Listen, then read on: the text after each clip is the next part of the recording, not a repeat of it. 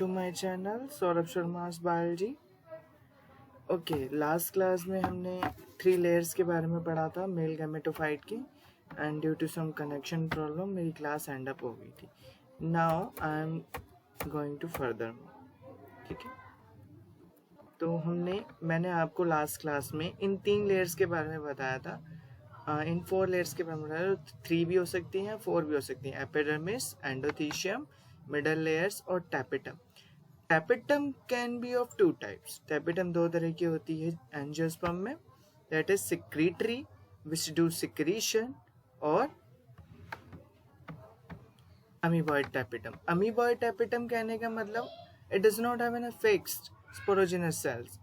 Sporogenous sales नहीं कहूँगा, इसकी लेयर्स फिक्स नहीं होती। इसके जो टैपेटम की लेयर्स के सेल होते हैं वो फिक्स नहीं होते, वो मूव करते रहते हैं अपने उसमें। तो मुझे कर्सर मिल गया है। तो अब ये हमने लेयर्स के बारे में पढ़ा था, अभी हम इसके फंक्शंस के बारे में पढ़ेंगे कि what are the function of this 4 different layer.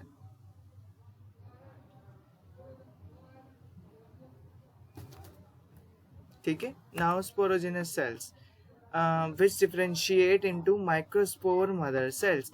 अगर हम एंथर की बात करें, अगर हम ओव्यूल की बात करें, तो हम उसको एमएमसी कहते हैं, बट दोनों एमएमसी में डिफरेंस है।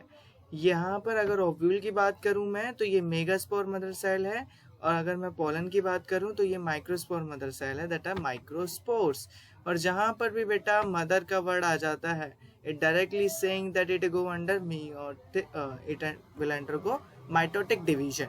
ये माइटोटिक डिवीजन में जाएगा ही जाएगा, सॉरी माइटोटिक नहीं, मियोटिक डिवीजन में जाएगा। ओके, तो अब now I am going to explain about of the microsporangia, structure of microsporangia. Microspore एक और चीज, हम इस माइक्रोस्पोर मदर सेल को एक और नाम से जानते हैं, that is called as PMC, pollen mother cells. तो माइक्रोस्पोरेंजिया का स्ट्रक्चर एक बार देख लेते हैं। This is the typical structure of anther which I draw before. तो इसमें क्या है, दिस इज द पोर्शन जहाँ से आपका फिलामेंट कनेक्ट होता है एंड कनेक्टिव, और ये दोनों लोब एक दूसरे से सेपरेट होते हैं इस तरह से।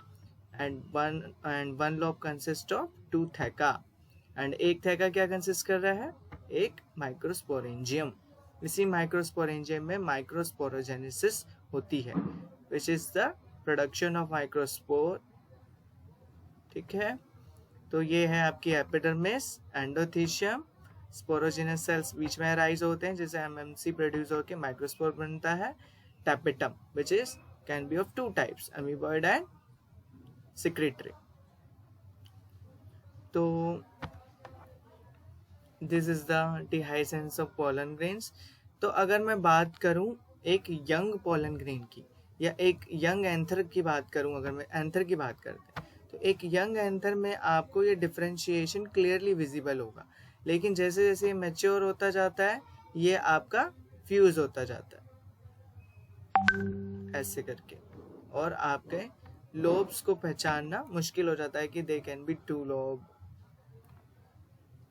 फंक्शन ऑफ ईच लेयर, अब हम इस फंक्शन के बारे में देख लेते हैं जो हमने लेयर्स पढ़ी थी 4 टाइप्स की, जो प्रोड्यूस हुई थी हाइपोडर्मल सेल से आर्किस्पोरल सेल में डिफरेंशिएट होके। ठीक है। एपिडर्मिस, जैसे कि पता है epi, dermis means skin, epi means outer side. Just normally हर एपिडर्मिस की तरह इसका भी फंक्शन है, it is protective in nature. अब जो इसमें एंडोथीशियम है वो फाइब्रस बैंड की बनी होती है। ठीक है, इसके वॉल्स जो है फाइब्रस बैंड्स के बने होते हैं, जो पोलन के डिहाइसेंस में हेल्प करते हैं when it goes into maturity. जैसे ही पोलन मैच्योर होते हैं, it help in dehiscence of it.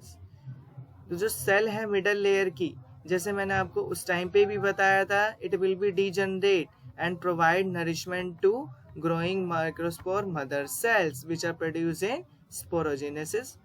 ठीक है, which are producing sporogenous cells. ठीक, उस टाइम मैंने आपको ये बताया था कि मिडल लेयर एक्चुअल में डीजनरेट हो जाती है, और टैपेटम की हेल्प से ये नरिशमेंट प्रोवाइड करती है माइक्रोस्पोर मदर सेल। तो tapetum is just an way, आप ये कह सकते हो, it's just an act as an courier which take this middle layer nutrition and provide this to MMC. तो middle layer will be degenerate. That's why हम कहते हैं कि 3 layers होती हैं या 3 to 4 layers भी हो सकते हैं. Sometime middle layer will be persist. तो मेजर इज टैपेटम. तो हम टैपेटम के बारे में थोड़ा सा और देखेंगे. टैपेटम क्या करती है, बहुत से फंक्शंस करेगी. सबसे पहले इसका हम स्ट्रक्चर के बारे में अगर देखें तो टैपेटम का जो एक न्यूक्लियस है बहुत ही प्रोमिनेंट होगा एंड इट कैन बी बायन्यूक्लिएटेड.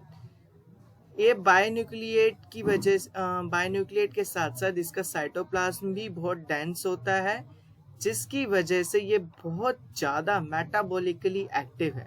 और मेटाबॉलिकली एक्टिव होने की वजह से ही it control the process of microsporogenesis. इसका मतलब है फॉर्मेशन ऑफ एन माइक्रोस्पोर्स. साथ में tapetum sporopollenin which is the protein due to which pollen grain can not be degraded by bacteria, ये प्रोड्यूस करती है. और एक वेरियस प्रोटीन प्रोड्यूस करती है जो पोलन पिस्टिल इंटरैक्शन में हेल्पफुल रहेगी. वो हम फर्दर मोर आगे जाके देखेंगे. तो इसके फंक्शंस क्या हैं? न्यूट्रिएंट प्रोवाइड करना एमएमसी को by with the help of an degenerated middle layer. Sporopollenin को प्रोड्यूस करना, कुछ ऐसे कंपैटिबल रिएक्शन करना जिससे ये कंफर्म हो कि ये हमारी स्पीशीज का ही पोलन है. और कैलेज एंजाइम को सिक्रीट करना, ये एक ऐसा एंजाइम है जो कैलोज को ब्रेक डाउन करता है. ठीक है. Callose is an a protein which are present on the site of जम्पो. आपके पोलन ग्रेन में 2 लेयर्स होती हैं. Outer one is exine, the inner one is intine. जो आउटर वन एक्साइन है उसमें स्पोरोपोलिनिन नाम का एक प्रोटीन होता है, लेकिन it is not present everywhere. एक छोटी सी ओपनिंग होती है जहां से पोलन ट्यूब अराइज होगी. ठीक है. ये ओपनिंग को हम जर्म पोर कहते हैं. ठीक है. ये हो गया जर्म पोर. इसी जर्म पोर में आपका ये कैलोज प्रोटीन होता है या कैलोज प्रेजेंट होता है, which is degraded by this enzyme कैलेज, which is released from tapetum. लेकिन सिर्फ कैलेज टैपेटम ही नहीं रिलीज करता, ये स्टिग्मा भी आपका कैलेज को रिलीज करता है. ठीक है. स्टिग्मा और टैपेटम बोथ रिलीजिंग कैलेज एंजाइम. तो ये कैलेज एंजाइम जैसे रिलीज होता है तो कैलोज को डिग्रेड कर देगा, पोलन ट्यूब अराइज होगी, इसमें से मेल गैमेटोफाइट माइक्रोपोल के जरिए ओव्यूल में एंटर कर जाए. This is a tapetum layer. तो सिक्रेटरी टैपेटम क्या करता है? न्यूट्रिशन प्रोवाइड कराता है एक्चुअल में. तो सिक्रेटरी टैपेटम को हम ग्लैंडुलर टैपेटम भी कहते हैं.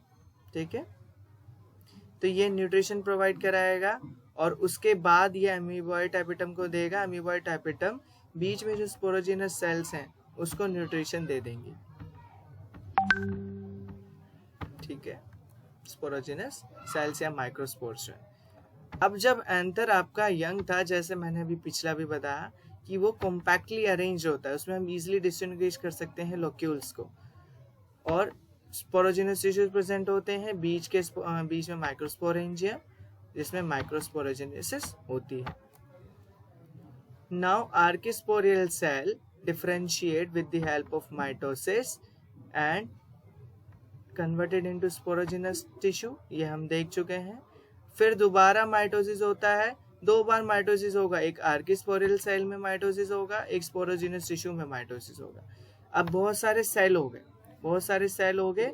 अब ये डिप्लॉइड हैं, अब इनको हैप्लॉइड बनना है.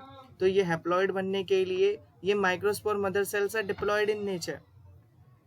ठीक है. Microspore mother cell are diploid in nature. तो क्या हुआ, ये माइक्रोस्पोर मदर सेल जो है आपके मियोटिक डिवीजन में जाएंगे एंड प्रोड्यूसिंग इन माइक्रोस्पोर्स. अब ये माइक्रोस्पोर्स आपका क्या है? Which are the rounding of an individual pollen grain. इन्हीं को हम पोलन ग्रेन्स कहते हैं. तो आपका this can be isobilateral, this can be linear in form, this can be tetrahedral in form, decussate और टी शेप. आपके माइक्रोस्पोर इन 5 तरह की फॉर्मेशन करते हैं. ठीक है. तो these are the pollen grain, जहाँ पर आपका बीच में दिख रहा है haploid nucleus microspore mother cell से बना है, माइटोसिस हो रहा है यहाँ पर लिखा है। तो ये क्लियरली बच्चों को डाउट हो जाता है, यहाँ पे थोड़ा सा डाउट रहता है बच्चों, ये जो माइटोसिस हो रहा है ये एक्चुअल में किसका हो रहा है। तो यहाँ पे मैं आपको क्लियर कर देता हूँ, ये माइटोसिस जो है ये न्यूक्लियस का डिवीजन कर रहा है, ठीक है। यहाँ पर माइटोसिस न्यूक्लियस का हो रहा है, it is divided into two, but is not divided कहूँगा, it is differentiated into two, clear है। तो दो हैप्लॉइड बन जाएंगे, एक एन एंड एक n. It is already haploid, that's why इसमें माइटोसिस हो रहा है, मियोसिस नहीं हो सकता, ठीक। तो यहाँ पे साइटोप्लाज्म का नहीं हो रहा है डिवीजन, यहाँ पे न्यूक्लियस का हो रहा है, कैरियोकाइनेसिस हो रही है। तो एक प्रोड्यूस करेगा जनरेटिव न्यूक्लियस, एक प्रोड्यूस करेगा vegetative cell which is responsible for producing tube nucleus, ठीक है। तो I am going further and this is a beautiful diagram of palynology, not palynology, study of pollen grain is called as an palynology, जिसमें आप pollen grain की study करोगे। तो सिर्फ यही नहीं है कि हम राउंड ऑफ बनाते हैं तो ऐसे ही पोलन ग्रेन्स होते हैं, ये पोलन ग्रेन्स कॉमनली पाए जाते हैं। एक्चुअली हिबिस्कस में आपको ऐसा मिलेगा, लेकिन आप लिली प्लांट देखोगे तो उसमें ऐसा कुछ पोलन दिखेगा, इलोंगेटेड। तो pollen grains are multiple of structure, मतलब पोलन ग्रेन्स है multiple structure. This is a beautiful honey, इसमें आप देखोगे कि यहाँ पर ये आपका पोलन ग्रेन्स इसके स्टिक कर गए।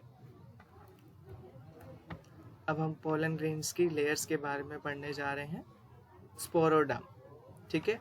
स्पोरोडम can be divided into outer exine and inner exine. Outer exine जैसे मैंने बोला स्पोरोपोलिनिन बनी है, जो एक रेजिस्टेंट ऑर्गेनिक मटेरियल है, और ये उधर ही एब्सेंट होती है जहां से आपका पोलन ट्यूब अराइज होती है, that is called as germ pore. मैंने ये आपको अभी बताया। और जो इनर एंटाइन है वो रिच होती है सेलुलोज और पैक्टिन, और वहां पर जहाँ जर्म पोर होता है वहां पे कौन सा एंजाइम है, नॉट एंजाइम, कौन सा प्रोटीन है, कैलोज, ठीक है। तो अब ये बात होगी थी लेयर्स की। अब हम प्रोटोप्लाज्म की बात करेंगे पोलन की। पोलन के प्रोटोप्लाज्म में दो तरह के सेल होते हैं, one is large and one is small.